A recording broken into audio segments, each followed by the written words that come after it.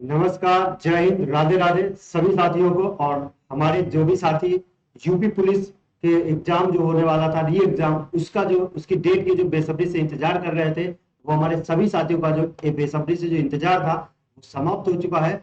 और आयोग ने क्या किया है, हमारे जो यूपीपी री एग्जाम की डेट्स जो है क्या कर दी है, घोषित कर दी है। और वो डेट्स जो है आप सब जान चुके होंगे, 23, 24, 25, 30 और 31 अगस्त है, यानी कि 5 दिन आपका एग्जाम होगा, यूपीपी का री एग्जाम। और आप सब साथी बहुत ही मेहनत से पढ़ रहे थे, और पहले भी आपने बहुत मेहनत से पढ़ा था। लेकिन क्या हुआ था कि वो कुछ क्या है, आपकी फॉल्ट की वजह से पेपर लीक हुआ, और उसमें क्या हुआ, हमारा एग्जाम कैंसिल हुआ। कुछ लोगों के लिए अच्छी न्यूज रहेगी, पेपर कैंसिल हुआ, लेकिन कुछ लोगों के लिए ये बैड न्यूज थी। यानी कि जिसने ये काम किया उनके लिए बैड न्यूज थी, और जो बच्चे पढ़ लिख के मेहनत करके वहां पे एग्जाम देने गए थे उनके लिए अच्छी न्यूज थी, क्योंकि उन्हें अपनी क्या था, मेहनत पे भरोसा था कि अगर इस बार नहीं तो मेहनत जो है हर बार काम आएगी, लेकिन तुक्का हर बार काम नहीं आता है। तो इसलिए क्या है, उन लोगों के लिए अच्छा हुआ, और जिन्होंने किया उन लोगों के लिए हो गया खराब। तो ऐसे में एक बार फिर से आप सब लोग कमर कस चुके हैं आज यूपीपी की जो रे एग्जाम है इसके लिए। और आप सबकी जो तैयारी है वो बहुत ही जबरदस्त चल रही होगी, ऐसी उम्मीद है। तो एक छोटी सी कोशिश हमारी तरफ से है आप सबके लिए, जो रिवीजन है, यानी कि आपका जब तक एग्जाम नहीं होता, यानी कि 22 तारीख तक आज आपकी जो डेट है 30 है, तो आपका 30, 31 और 22 दिन तक, यानी कि लगभग 24 डेज बचते हैं आपके। कितने? 24 डेज। तो इन 24 डेज में हम आपको डेली जीएस का रिवीजन कराएंगे। किसका? जीएस का रिवीजन कराएंगे। और अगर रीजनिंग का हो सकेगा तो हम कोशिश करेंगे कि रीजनिंग का भी आपका डेली एक प्रैक्टिस लेकर के आए। रीजनिंग और जीएस दोनों ही हम आपको करा देंगे। और बाद लास्ट में आपका संडे को आपकी 3 मैराथन बना देंगे आपका। एक तो आपकी करंट अफेयर्स जो कि सिर्फ उत्तर प्रदेश की है, जनवरी से लेकर के आपका जून तक की। और एक आपकी नेशनल इंटरनेशनल आपका स्टैटिक गेम्स, आपकी नियुक्तियां जितनी भी हैं आपका, ये सारे बना देंगे। और तीसरी आपकी जो होगी मैराथन क्लास, वो आपकी होगी यूपी स्पेशल की। और जो भी साथी हमसे पहले से जुड़े हुए हैं या जो नहीं जुड़े हैं, जो नए जुड़ रहे हैं, उन सब साथियों से कहना चाहेंगे कि हमने जो है आपका यूपी स्पेशल की पूरी एक प्लेलिस्ट बनाई हुई है। क्या बनाई हुई है? पूरी यूपी स्पेशल की एक प्लेलिस्ट बनाई हुई है। आप वो ना पढ़ें, ये हमारी राय है। हम ये नहीं आपसे कहेंगे कि आप अब उसको पढ़ने बैठिए या रिवाइज करने बैठिए, बिल्कुल नहीं। अगर आप करना ही चाहते हैं तो लेटे हैं आराम से, लेटते समय ईयरफोन लगा ली कान में, वीडियो को चला लिया, आपका रिवाइज हो रहा है, आप ध्यान दे रहे हैं। या फिर उसमें जो है 5 से 6 हमने उत्तर प्रदेश विशेष के क्या करा है आपको, एमसीक्यू 6 से 7 वीडियो होंगे आपके, तो उसमें हर वीडियो में लगभग 50 प्रश्न है। तो अगर आप यूपी स्पेशल को रिवाइज करना चाहते हैं तो आप प्ले लिस्ट बनी हुई है यूपी स्पेशल एमसीक्यू, उस प्लेलिस्ट को आप एक बार एग्जाम से पहले, एग्जाम देने जाने से पहले एक बार जरूर देख लें। मैं गारंटी लेता हूं आपके एग्जाम में बहुत कुछ क्या होगा, बहुत कुछ आपको फायदा करेगा, बहुत कुछ आपका क्या होगा, बेनिफिट होगा। तो आज की क्लास में हमारा डे 1 है, जैसा आप अपनी स्क्रीन पे देख रहे हैं। आज की मेरी पहली क्लास होगी यूपी पुलिस भर्ती री एग्जाम के लिए क्या जीके जीएस की क्लास होगी, जिसमें हम आपको हिस्ट्री, आपकी ज्योग्राफी, आपका इकोनॉमी, आपका साइंस, आपके जितने भी सब्जेक्ट आते हैं, आपका जो पर्यावरण से लेकर के आता है वहां से, आपकी स्टैटिक जीके, और साथ साथ क्या है, करंट अफेयर्स। करंट अफेयर्स आपका बिल्कुल अलग रखेंगे, जिसकी हम आपको 3 क्लासेस लाएंगे। एक यूपी स्पेशल करंट अफेयर्स, एक आपका पूरा नेशनल इंटरनेशनल, और एक यूपी पी स्पेशल। लगभग तीनों ही मैराथन में 100 से 150 क्वेश्चन होंगे। ये आपके लिए बूस्टर डोज रहेगा। और महा रिवीजन क्लास जो है, रिवीजन महा क्लास जो है, आज से हम शुरू करेंगे। कब? 30 जुलाई से। और ये हमारी चलेगी आपकी 22 जुलाई तक। कब तक चलेगी? सॉरी, 22 अगस्त तक चलेगी। कब? 22 अगस्त तक चलेगी। और 23, 24, 25 को कोई ना क्लास नहीं करेंगे। उसके बीच में जो आपका समय बचेगा, कब? 26, 27, 28, 29, इन 4 दिन भी हम आपके लिए क्या लेकर के आएंगे, एक पिछले जो पेपर हो जाएंगे आपके 23, 24, 25, 30 में, 23, 24, 25 में, इनके आधार पे कि कहां से एग्जाम में क्वेश्चन आ रहे हैं, कहां से प्रश्न आपके पूछे जा रहे हैं, यहां से लेकर के हम आपके लिए क्या है, आपकी जीके जीएस को रिवीजन कराने की क्लास लेकर के आएंगे। और इन 22 क्लासेस में हम आपकी जितनी भी जीएस है, जितनी भी जीके है, ये कोशिश करेंगे आपको वो सारी जो है आपके एग्जाम के लिए महत्वपूर्ण है, जो आपके सिलेबस में है, वो हम आपको पूरी इंपॉर्टेंट जो है वो सारी हम आपको रिवाइज करा दें। इसी के साथ में अगर किसी साथ हमारे साथी ने चैनल को सब्सक्राइब नहीं किया है तो वो चैनल को जरूर सब्सक्राइब कर लें। आप बेल आइकन जरूर दबाएं, क्योंकि बेल आइकन दबाने से क्या है, आपको डेली का डेली नोटिफिकेशन मिलता रहेगा। और ये जो यूपी जीके जीएस वाली स्टैटिक जी जो क्लास है आपकी यूपी पुलिस की, ये आपको डेली इसी समय आपको 7 बजे शाम को आपको प्रीमियर के रूप में मिलेगी। और जो रीजनिंग की क्लासेज आएंगी वो आपकी मॉर्निंग में हो जाएंगी। कब हो जाएंगी? मॉर्निंग में। तो इसी के साथ में शुरू करेंगे आज के अपने क्लास को और देखेंगे अपना पहला प्रश्न। क्या देखेंगे? अपना पहला प्रश्न। कि पहला प्रश्न हमारा क्या है? तो हमारा पहला प्रश्न है, भारतीय पुरातत्व सर्वेक्षण किस मंत्रालय के अधीन आता है? क्या भारतीय पुरातत्व सर्वेक्षण किस मंत्रालय के अधीन आता है?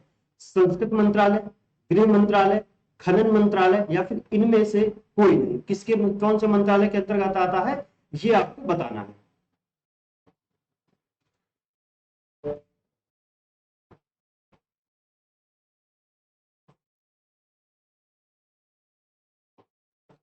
तो भारतीय पुरातत्व सर्वेक्षण, क्या पुरातत्व सर्वेक्षण ये आपके किस मंत्रालय के अंतर्गत आता है, आपको बताना है। संस्कृत मंत्रालय, गृह मंत्रालय, खनन मंत्रालय या फिर इनमें से कोई नहीं? तो आप सबको पता होगा कि जो भारतीय पुरातत्व सर्वेक्षण है ये हमारा आता है संस्कृत मंत्रालय के अंतर्गत। किसके मंत्रालय के अंतर्गत आता है? आपका संस्कृत मंत्रालय के अंतर्गत आता है।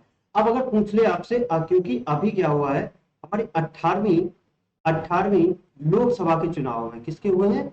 18वीं लोकसभा के चुनाव हुए हैं। और इसके बाद में क्या हुआ, एक बार फिर से नई मंत्रिपरिषद का गठन किया गया है।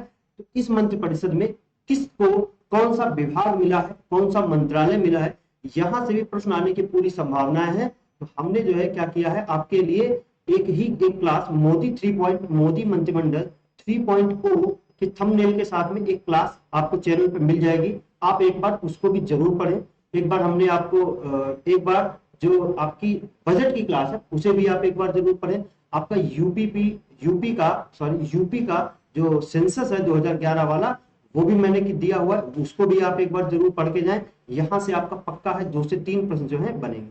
तो 18वीं लोकसभा के अभी चुनाव हुए, ठीक है, इसमें पीएम बन गए आपके मोदी जी। तो इसमें क्या है, मंत्रालयों का जब बंटवारा होता है तो नए मंत्री बनाए जाते हैं। कभी कभी सेम मंत्री रिपीट कर दिए जाते हैं। जैसे गृह मंत्रालय आपका अमित शाह जी के पास पहला भी था, इस बार भी। विदेश मंत्रालय आपका एस जयशंकर प्रसाद के पास था, वो इस बार भी है। तो कुछ बदल दिया जाता है। इसलिए आपको बताना है कि जो संस्कृत मंत्रालय है इसके मंत्री कौन है।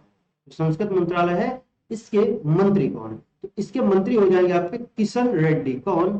किशन रेड्डी। कौन हो जाएंगे? किशन रेड्डी। तो ये आपको याद रखना है, किशन रेड्डी साहब जो है आपके संस्कृत मंत्रालय के मंत्री हैं। और जो संस्कृत मंत्रालय है इसके अंतर्गत क्या आता है? भारतीय पुरातत्व सर्वेक्षण। तो ये आपको याद रखना है। ऑप्शन नंबर ए जो है आपका सही जवाब। अगला, और अगला प्रश्न है, निम्नलिखित में कौन सही सुमेलित नहीं?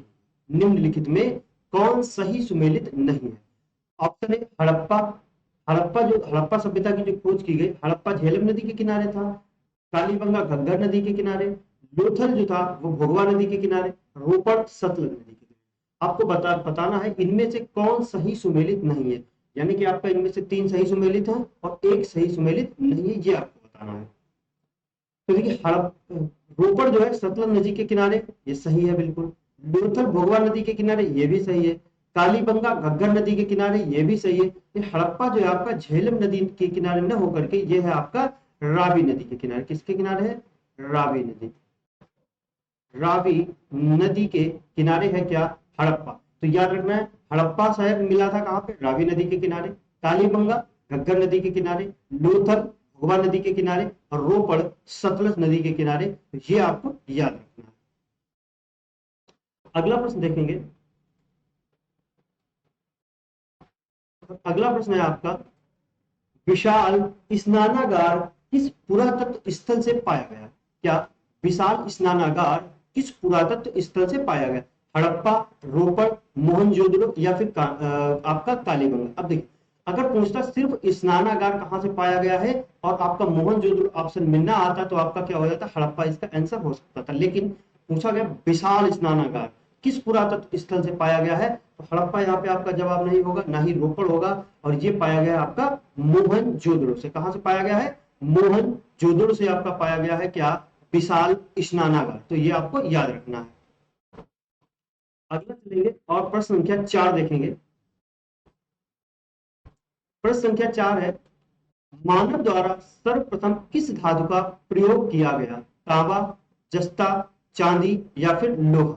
मानव द्वारा सर्वप्रथम किस धातु का प्रयोग किया गया, ये आपको बता, तांबा, जस्ता, चांदी और लोहा, ये आपको बताना।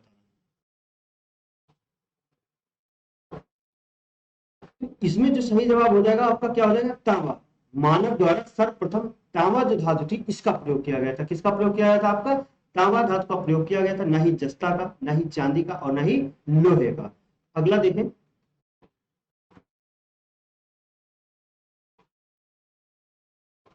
निम्नलिखित में से कौन सही सुमेलित नहीं है, यानी कि 3 इसमें से सही सुमेलित है और एक आपका गलत है, वो बताना है। जो हड़प्पा सभ्यता है, हड़प्पा जो शहर था, इसकी खोज किसने की थी, दयाराम साहनी ने। बिल्कुल सही है। हस्तिनापुर जो था, इसकी खोज किसने की थी, बीबी लाल ने। अब ये बताइए जो हस्तिनापुर है ये किस प्रदेश में है, ये आपका है यूपी में। कहां पे है, यूपी में। तक्षशिला है, इसकी खोज जॉन मार्शल के द्वारा की गई थी, ये भी सही है। और कौशाम्बी जो है ये आपकी एनसी मजूमदार के द्वारा की गई थी। तो चारों सही हो गए यहाँ पे। चलिए ठीक है, कोई बात, ये चारों जो है आपके सही है। आप चलिए ई ऑप्शन बना लीजिए, सभी सही है, सभी सही है। तो आपका ऑप्शन ई सही हो जाएगा, क्या, सभी सही। यानी कि हड़प्पा की खोज किसने की थी, यानी कि खोज यानी कि उसका वो उत्खनन किसने कराया था, दयाराम साहनी ने, उन्होंने उसको ढूंढा था। हस्तिनापुर को बीवी लाल ने, तक्षशिला को जॉन मार्शल के द्वारा और कौशाम्बी को एनसी मजूमदार के द्वारा ढूंढा गया था, या उसकी क्या की गई थी, खोज की गई थी, या उसकी खुदाई कराई गई थी। तो ये आपको याद रखना है, इसमें जो चारों जो है ऑप्शन आपके सही है। अगला प्रश्न देखेंगे और अगला प्रश्न है प्रश्न संख्या 6, भारतीय संविधान में उद्देशिका का विचार किस देश से लिया गया है। भारतीय संविधान में उद्देशिका का विचार किस देश से लिया गया, ये बताना है आपका। यूएसए से, आयरलैंड से, कनाडा से या फिर इनमें से कोई नहीं। ठीक है, उद्देशिका का बहुत ध्यान से पढ़ेंगे प्रश्न को। एग्जाम देते समय आपको बहुत ही ध्यान से प्रश्न पढ़ना है। हम आपको एग्जाम से 2 दिन पहले एक 15 से 20 मिनट की आपके लिए एक स्ट्रेटेजी वीडियो लेके आएंगे, जिसमें कि आपको बताएंगे कि आपको पेपर को कैसे अटेम्प्ट करना है और क्या क्या वहां पे जो गलतियां हैं आपको नहीं करनी है। तो वो आपको हम बताएंगे एग्जाम से 2 दिन पहले। ठीक है, तो आप देखिए भारतीय संविधान में उद्देशिका का विचार किस देश से लिया गया है। अब देखिए दो चीजें होती हैं, दो चीजें हैं यहाँ पे, उद्देशिका का विचार और उद्देशिका की भाषा। क्या, उद्देशिका का विचार और उद्देशिका की भाषा, दोनों ही प्रश्न अलग अलग है। क्यों, क्योंकि दोनों ही अलग अलग देशों से लिए गए हैं। और एग्जामिनर क्या करता है, यहीं से आपसे प्रश्न पूछता है और यही आपको क्या कर देता है, कंफ्यूज। क्या कर देता है, कंफ्यूज। देखिए प्रश्न है यहाँ से उद्देशिका का विचार। ठीक है, अब अगला हो जाता है उद्देशिका का, उद्देशिका यानी कि प्रियम्बल, उद्देशिका की भाषा। क्या, उद्देशिका की भाषा, जो भाषा है ये हमने ली है ऑस्ट्रेलिया से। कहां से ली है, ऑस्ट्रेलिया के संविधान से,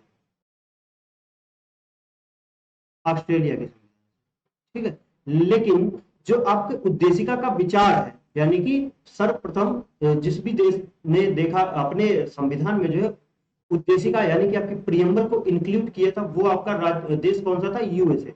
कौन सा था, यूएसए। तो हमने क्या किया था, यूएसए से ही उद्देशिका का विचार लिया था कि हमारे संविधान में भी क्या होनी चाहिए, एक उद्देशिका होनी चाहिए, एक प्रियम्बल होनी चाहिए कि हमारे जो संविधान है इसका उद्देश्य क्या है, इसका उद्देश्य इससे हम किन चीजों की पूर्ति करेंगे। तो ये इसलिए क्या है, जो उद्देशिका का विचार था ये हमारे संविधान में कहां से आया था, ये आया था आपका यूएसए से। क्या आया था, यूएसए से।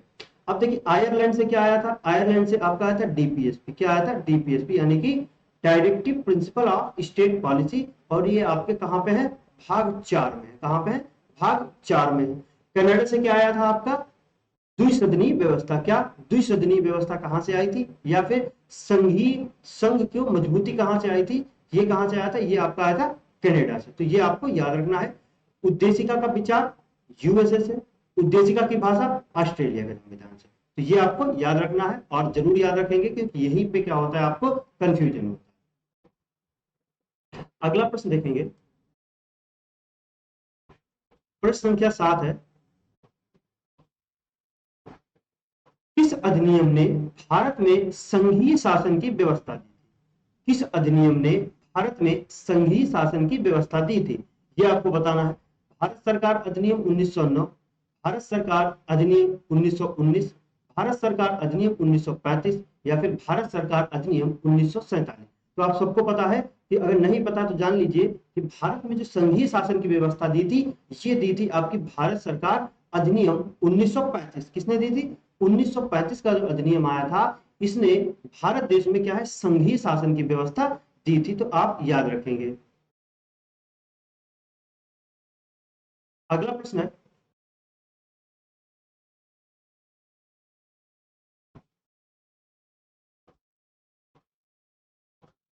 भारत की संविधान निर्मात्री सभा के अध्यक्ष कौन थे? भारत की संविधान निर्मात्री सभा के अध्यक्ष कौन थे? तो ये थे आपके कौन? डॉक्टर राजेंद्र प्रसाद, डॉक्टर भीमराव अंबेडकर, जवाहरलाल नेहरू या फिर महात्मा गांधी। कौन थे आप बताएंगे? आप कमेंट बॉक्स में जरूर टाइप करिए। एक मिनट के लिए पॉज लेकर के वीडियो को कमेंट बॉक्स में टाइप करिए। तो भारत की संविधान की जो निर्मात्री सभा थी, इसके अध्यक्ष कौन थे? तो ये थे आपके डॉक्टर राजेंद्र प्रसाद। कौन थे? डॉक्टर राजेंद्र प्रसाद।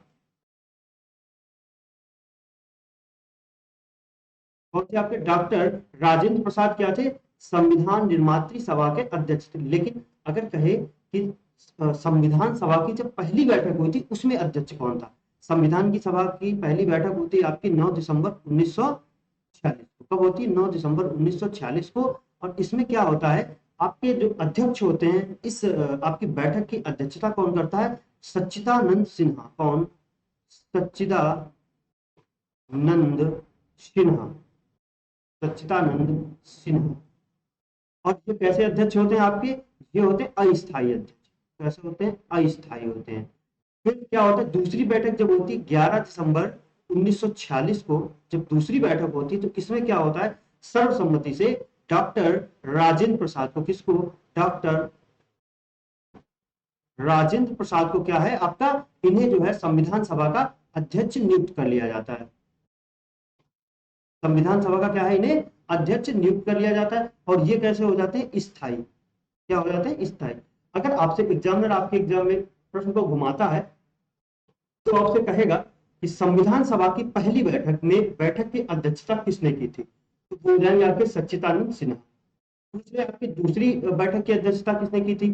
तो वो आपके हो जाए कौन? राजेंद्र प्रसाद। क्योंकि पहले में जो अध्यक्ष थे वो कैसे थे? अस्थायी थे। दूसरी बैठक में कौन कौन हो गए थे अध्यक्ष? वो आपके स्थायी हो गए थे। ठीक है, तो ये आपको याद रखना है। अगला है, नाम है भीमराव अंबेडकर। अब ये जो भीमराव अंबेडकर थे, ये आपकी संविधान सभा में जो प्रारूप समिति थी उसके अध्यक्ष थे। किसके थे? प्रारूप समिति के अध्यक्ष थे। प्रारूप समिति के क्या थे? अध्यक्ष थे। अब अगर से आपसे एक और प्रश्न पूछ ले कि प्रारूप समिति में कुल कितने मेंबर थे, तो इसमें मेंबर कितने थे? 7। कितने मेंबर थे? 7 मेंबर थे। ये आपको याद रखना है। अगला,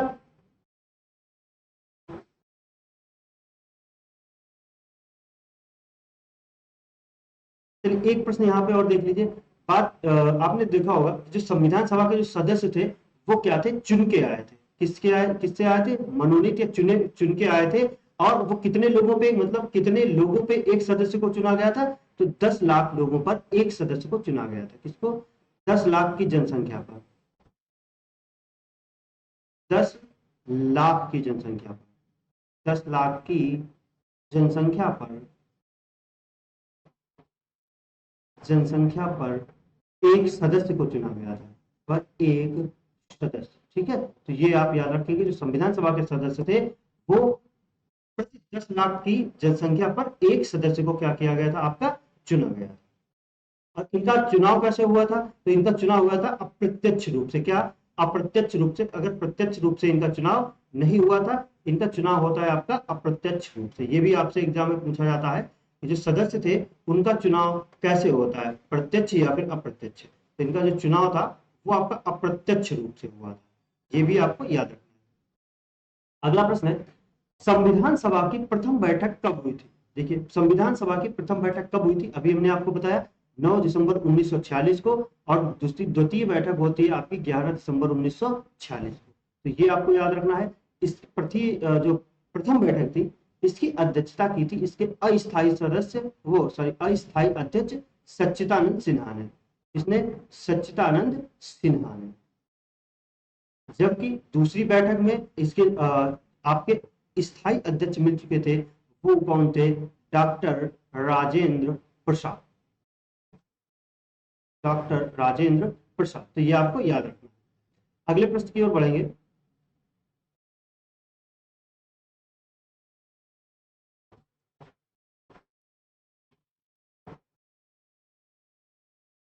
और अगला प्रश्न है, संविधान सभा की प्रारूप समिति के अध्यक्ष कौन थे? तो ये अध्यक्ष थे आपके कौन? B R Ambedkar. इसमें टोटल 7 लोग थे, ये भी आपको याद रखना है। बी आर अंबेडकर जो है इसके क्या थे? अध्यक्ष थे। अगला प्रश्न देखेंगे।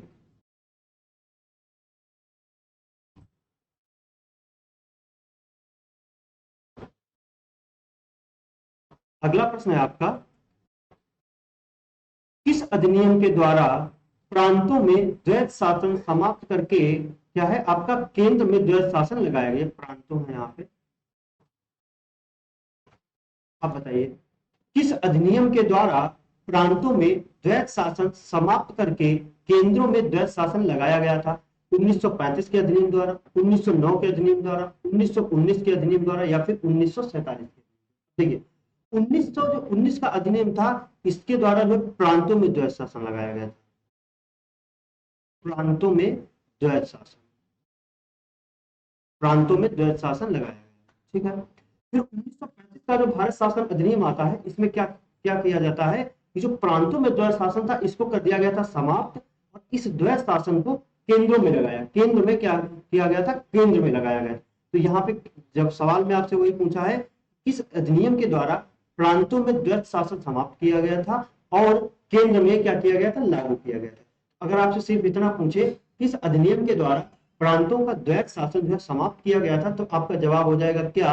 आपका जवाब हो जाएगा 1935 का अधिनियम। और पूछे कि केंद्र में लगाया किस अधिनियम के द्वारा गया था, तब भी हो जाएगा आपका 1935 का भारत शासन अधिनियम।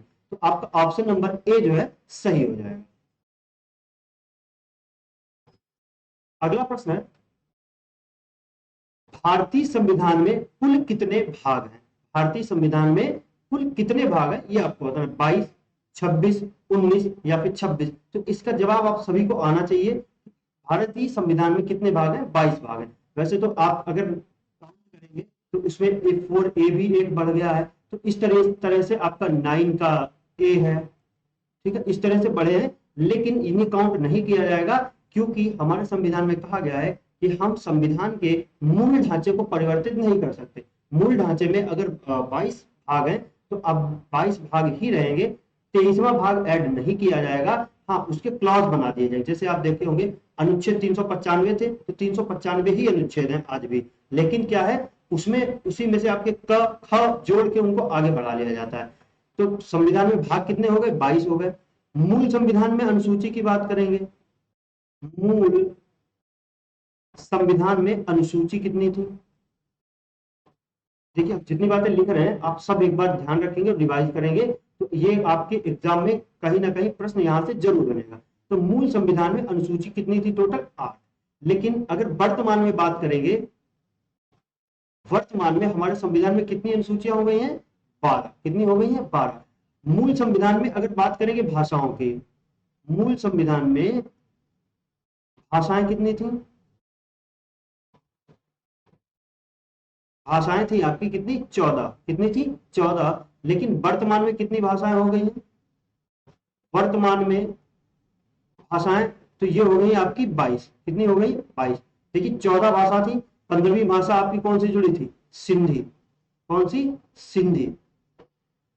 और 16वीं, 16, 17 और 18, ये 3 भाषाएं एक संशोधन से जोड़ी गई थी। और ये कौन सा था आपका? मणिपुरी, मणिपुरी, नेपाली और कोंकणी, और कोंकणी। और 4 भाषाएं और जोड़ी गई थी, वो कौन कौन सी थी आपकी? बोडो, डोगरी, संथाली और आपकी मैथिली। ठीक है, तो ये चार भाषाएं एक साथ में जोड़ी गई थी। ये जो आपकी सिंधी भाषा है, ये जोड़ी गई थी आपकी 21वें संविधान संशोधन के द्वारा। कौन सा था? 21st कॉन्स्टिट्यूशनल अमेंडमेंट, यानी कि 21वें संविधान संशोधन के द्वारा जोड़ी गई थी। अब ये जो आपके मणिपुरी, कोंकणी और नेपाली, ये जोड़ी गई थी, ये आज जोड़ी गई थी आपके 71वें संविधान संशोधन के द्वारा। किसके द्वारा? 71st कॉन्स्टिट्यूशनल अमेंडमेंट के द्वारा। ठीक है, और जो आपके ये जोड़ी गई थी बोडो, डोगरी, संथाली, मैथिली, ये जोड़ी गई थी आपकी 92nd संविधान संशोधन के द्वारा। तो ये भी आपको याद रखना है। सिंधी जोड़ी गई आपकी 21वें संविधान संशोधन द्वारा, मणिपुरी, नेपाली, कोंकणी जोड़ी गई आपकी 71वें संविधान संशोधन के द्वारा, और बोडो, डोगरी, संथाली, मैथिली, ये जोड़ी गई चार भाषाएं आपकी 92वें संविधान संशोधन के द्वारा ये जोड़ी गई थी। अब टोटल कितनी भाषाएं हैं आपकी? 22 भाषाएं। कितनी भाषाएं हैं? 22 भाषाएं। तो ये आपको याद रखना है। मूल संविधान में आपके कुल भाग कितने हैं? 22 हैं। अनुसूचियां कितनी है? मूल में 8 थी, वर्तमान में 12 हो गई। मूल में भाषाएं 14 थी, वर्तमान में 22 हो गई। अब अनुच्छेद कितने हैं संविधान में? अनुच्छेद कितने हैं? तो अनुच्छेद हैं कितने आपके? 395। कितने हैं? 395 अनुच्छेद हैं। तो ये आपको याद रखना है। इतनी चीजें इस प्रश्न से आप याद, हमें पता था कि आपको पता है कि संविधान के कितने भाग हैं, लेकिन हमारा उद्देश्य ये नहीं था कि आपसे हम पूछे संविधान में कितने भाग हैं। हमारा उद्देश्य है ये सारी चीजें आपको रिवाइज कराना। हो सकता है आपको संविधान में कितने भाग है ये पता था, लेकिन ये सारी चीजें आपसे क्या थी? अछूती थी। इसलिए हमारा उद्देश्य था इन सब चीजों को आपको क्या करना? रिवीजन कराना। क्योंकि ये ऐसी क्लासें हैं, यहाँ पर डे 1 है आज हमारा, और आज से लास्ट तक हमारी क्लासेस चलेगी। यहां से आपको मान के चलिए जीएस के क्वेश्चन आएंगे ही आएंगे, यहीं से, इससे बाहर नहीं जाएंगे। अगला प्रश्न, और अगला प्रश्न है, निर्वाचन आयोग की चर्चा संविधान के किस भाग में है? क्या निर्वाचन आयोग की चर्चा संविधान के किस भाग में है? बताइए।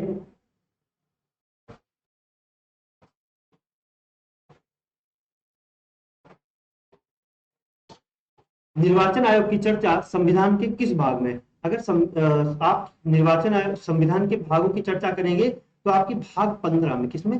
भाग 15 में क्या है? आपके निर्वाचन आयोग की चर्चा है। किसमें? भाग 15 में। और अगर अनुच्छेद की बात करेंगे तो आपका अनुच्छेद हो जाएगा 324 से लेकर के 329।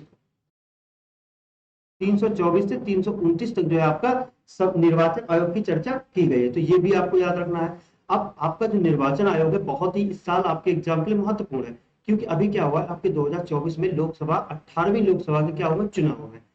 ठीक है, तो आप ये हो गया आपका कि भाग 15 में है, अनुच्छेद 324 से 329 में हो।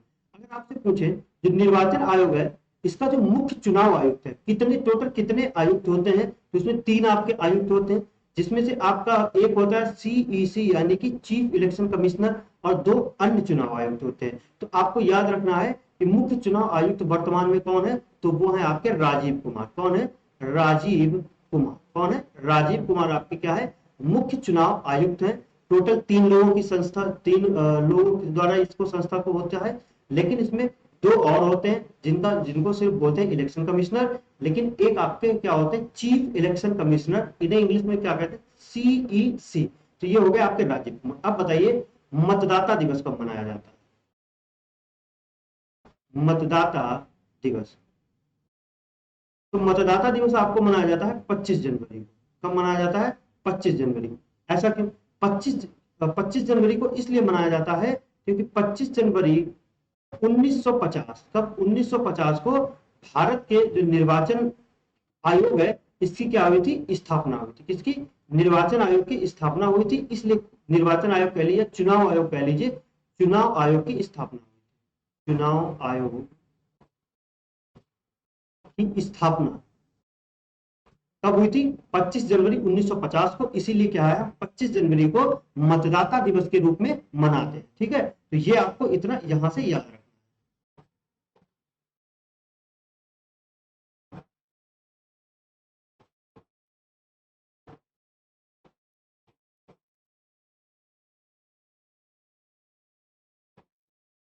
डीपीएसपी किस देश के संविधान से लिए गए हैं? हमने अभी आपको बताया था डीपीएसपी जो है आपके कनाडा के संविधान से लिए गए। कहां से?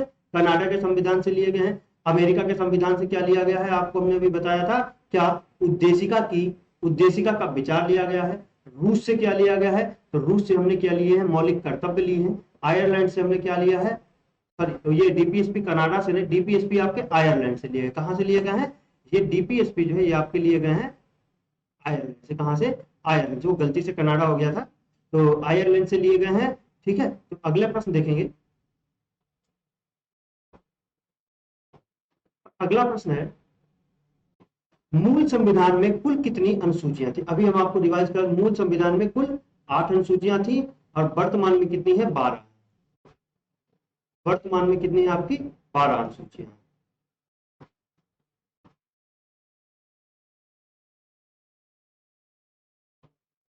अगले प्रश्न की तरफ बढ़ेंगे और हमारा अगला प्रश्न है, भारत की नदियों में कौन कर्क रेखा को 2 बार काटती है? भारत की नदियों में कौन सी नदी है जो कर्क रेखा को 2 बार काटती है? माही, चंबल, नर्मदा या फिर इनमें से कोई नहीं। तो आपको पता होगा कि जो माही नदी है वो क्या करती है? आपका कर्क रेखा को 2 बार काटती है और ये गुजरात में जाते जाते क्या हो जाती है? विलुप्त हो जाती है। तो माही नदी जो है कर्क रेखा को 2 बार काटती है। कर्क रेखा कहां पर है? 23.5 डिग्री आपका नॉर्थ में। कितना? 23.5 डिग्री नॉर्थ में है। और इससे जो है कर्क रेखा को कौन सी नदी 2 बार काटती है? आपकी माही नदी। ठीक है, तो माही नदी आपको याद रखना। नर्मदा नदी जो है ये पश्चिम दिशा की ओर बहने वाली नदी है, पश्चिम में बहती है, पश्चिम में बहती है, ये आपको याद रखना है। अगला प्रश्न देखेंगे।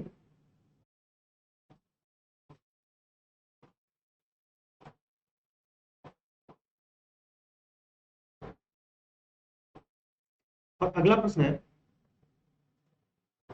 निम्नलिखित में से कौन एक सुमेलित नहीं है? कौन एक सुमेलित नहीं है? नाथुला नाथुला दर्रा अरुणाचल प्रदेश में है। लिपुलेख दर्रा उत्तराखंड में है। रोहतांग दर्रा हिमाचल प्रदेश में है। और पाल घाट आपका केरल में। इसमें से कौन सही सुमेलित नहीं? तो पाल घाट जो दर्रा है ये आपका केरल में है, ये बात बिल्कुल सही है। रोहतांग दर्रा आपका हिमाचल प्रदेश में है, ये भी आपका बिल्कुल सही है। लिपुलेख दर्रा ये आपका उत्तराखंड में, ये भी बिल्कुल सही है। लेकिन जो नाथुला दर्रा है वो अरुणाचल प्रदेश में न होकर के ये कहां पे है? ये आपका है सिक्किम में। कहां पर है? सिक्किम में। सिक्किम में है कौन सा? आपका नाथुला दर्रा। तो ये आपको याद रखना है, नाथुला दर्रा सिक्किम में, लिपुलेख दर्रा उत्तराखंड में, रोहतांग दर्रा हिमाचल प्रदेश में और पाल घाट दर्रा कहां पे? आपका केरल में। अगला प्रश्न देखेंगे और अगला प्रश्न है, भारत के किस राज्य का समुद्री तट सबसे अधिक लंबा है? भारत के किस राज्य का समुद्री तट सबसे लंबा है? ये आपको बताना है। गुजरात का, आंध्र प्रदेश का, तमिलनाडु का या फिर गोवा? ये आपको। तो समुद्री तट जो सबसे लंबा है ये आपका है किसका? गुजरात का। किसका है? गुजरात का। अगर आपसे पूछे भारत के कितने राज्य समुद्री सीमा बनाते हैं तो ये कितने राज्य हैं ये आपको बताना है। देखिए काउंट करिएगा। सबसे पहले तो आपका हो जाएगा गुजरात। क्या हो जाएगा? गुजरात। गुजरात आपका हो जाएगा महाराष्ट्र। क्या हो गया? महाराष्ट्र। महाराष्ट्र के बाद में आपका हो जाएगा गोवा। क्या हो जाएगा? गोवा। गोवा हो जाएगा। गोवा के बाद में आपका हो जाएगा, गोवा से नीचे आएंगे आपका हो जाएगा कर्नाटक।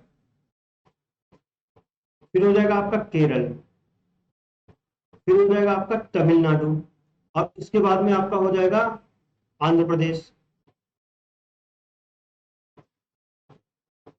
उसके बाद आपका हो जाएगा उड़ीसा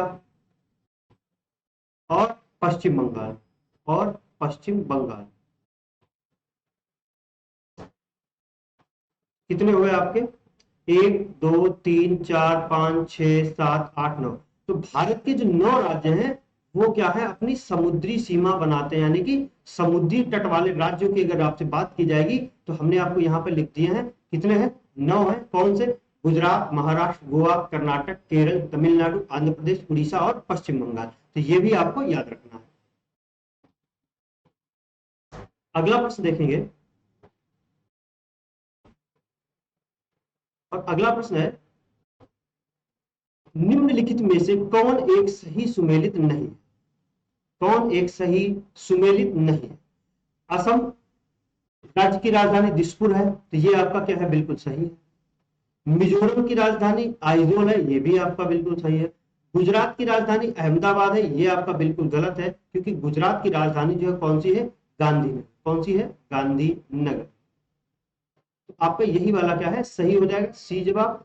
मणिपुर की क्या है, इम्फाल है राजधानी, क्या है, इम्फाल है। तो आपका ये 19वां प्रश्न था। अगले प्रश्न की ओर बढ़ेंगे, और अगला प्रश्न आपकी स्क्रीन पे है, और क्या है ये प्रश्न, 7 सिस्टर राज्यों में कौन एक नहीं आता है? यानी कि 7 सिस्टर जो राज्य है उनमें से एक कौन नहीं आता, ये आपको बताना है।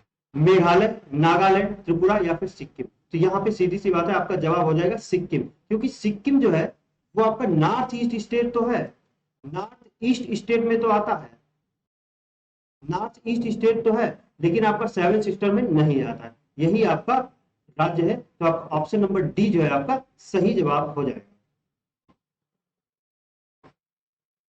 अगला है,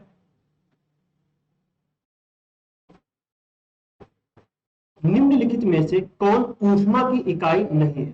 सेंटीग्रेड, कैलोरी, अर्क या फिर जूल। अब आपने देखा होगा 25 डिग्री सेंटीग्रेड, तो ये सेंटीग्रेड किसकी इकाई हो गई, ताप की, किसकी होगी, टेम्परेचर की। तो यही वाला आपका सही जवाब हो जाएगा कि कैलोरी भी ऊष्मा की इकाई है, अर्क भी ऊष्मा की इकाई है, जूल भी ऊष्मा की इकाई है। लेकिन जो आपका सेंटीग्रेड है ये आपकी ऊष्मा की इकाई नहीं है, और सेंटीग्रेड आपकी किसकी है, टेम्परेचर की इकाई। फॉरेनहाइट है, सेंटीग्रेड है, ये सब किसकी इकाइयां हैं, आपकी टेम्परेचर की। तो आपका ऑप्शन नंबर ए जो है सही जवाब हो जाएगा।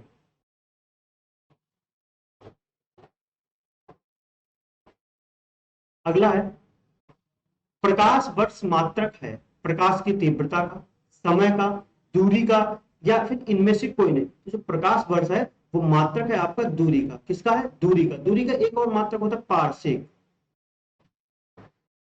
अब दूरी का मात्रक ये कैसे होगा, प्रकाश वर्ष, इसका मतलब ये है एक वर्ष में क्या है, प्रकाश द्वारा चली गई जितनी दूरी होती है उसे क्या कहते हैं, प्रकाश वर्ष कहते हैं। क्या कहते हैं, प्रकाश वर्ष कहते हैं। तो ये आपका याद रखना है।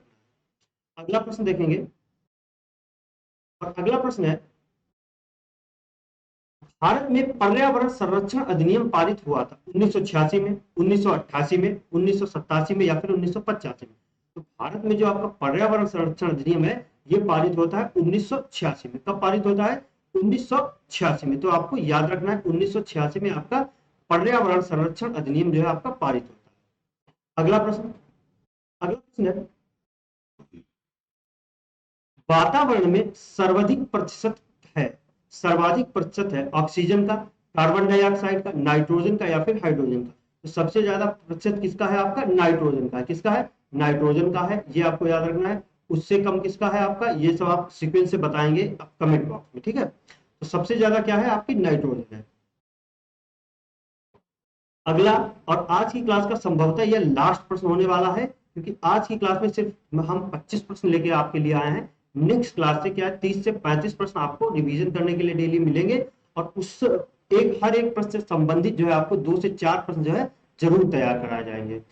पृथ्वी शिखर सम्मेलन का आयोजन किया गया था काहिरा में, रियो में, डरबन में या फिर इनमें से कोई नहीं। तो पृथ्वी शिखर सम्मेलन जो है इसका आयोजन आपका कहा किया गया था, रियो डी जेनेरियो में। कहां पे, रियो डी जेनेरियो में। और ये कहां पे, ये आपका ब्राजील में है। और ये कब होता है, 1992 में। कब होता है, 1992 में होता है, ठीक है।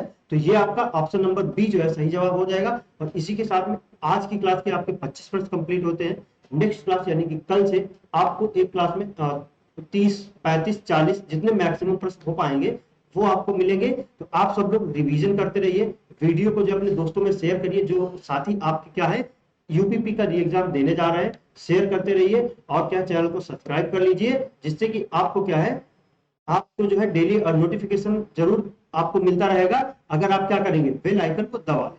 तो धन्यवाद, राधे राधे।